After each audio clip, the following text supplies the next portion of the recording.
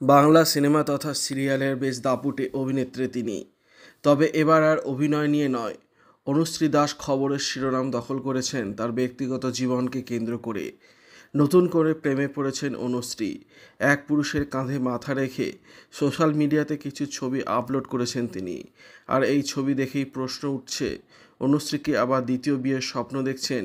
কে তার এই নতুন প্রেমিক? অনুশ্রী প্রথম জীবনে বিয়ে করেছিলেন ভরত কলকে।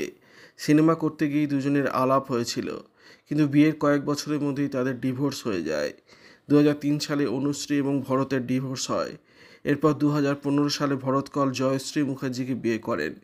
তবে সেই 2003 সাল থেকে অনুশ্রী এতদিন সিঙ্গেল ছিলেন। প্রায় 20 বছরের মাথায় তার জীবনে নতুন প্রেম এলো। অনুশ্রী দাসের নতুন প্রেমিক আসলে কে? যাকে নিয়ে এত চর্চা, যার কাঁধে মাথা রেখে সলজ্জ মুখে সোশ্যাল মিডিয়াতে ছবি শেয়ার করেছেন অনুশ্রী, তার সেই চর্চিত প্রেমিকের নাম প্রদীপ্ত। তিনি একটি রেস্তোরাঁর মালিক এবং সেই সঙ্গে গ্রাফিক ডিজাইনার। শুধু ছবি শেয়ার করা নয়, সেই ছবির সঙ্গে আমার আপনার গানটি জুড়ে দিয়েছেন অভিনেত্রী। তাই এতে জল্পনা আরও বাড়ছে। যদিও প্রদীপ্তকে নিজের প্রেমিক বলে মানতে নারাজ অনুশ্রী, তার পাল্টা প্রশ্ন, পুরুষের সংজ্ঞা কি সবসময় প্রেমিকই হয়? কাঁধে মাথা রাখলেই কি বিয়ে করছি? অনুশ্রী আরও বলেছেন, যখন প্রদীপ্তের বয়স 24 বছর, তখন থেকেই তাদের বন্ধুত্ব রয়েছে। তাদের মধ্যে বয়সের পার্থক্য 3 বছরের। তিনি তার বন্ধুকে বলে ডাকেন। অনুশ্রী আরও জানিয়েছেন, যে জায়গায় দাঁড়িয়ে এই ছবিটি তোলা হয়েছে সেখানে কাদা ছিল, তিনি পড়ে যাচ্ছিলেন।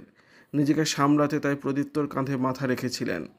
যারা বলছেন প্রেম এবং বিয়ের কথা, তাদের উদ্দেশ্যে অনুশ্রীর প্রশ্ন, কোথাও কি আমি বলেছি যে প্রেমে পড়েছি, আমি বিয়ে করছি?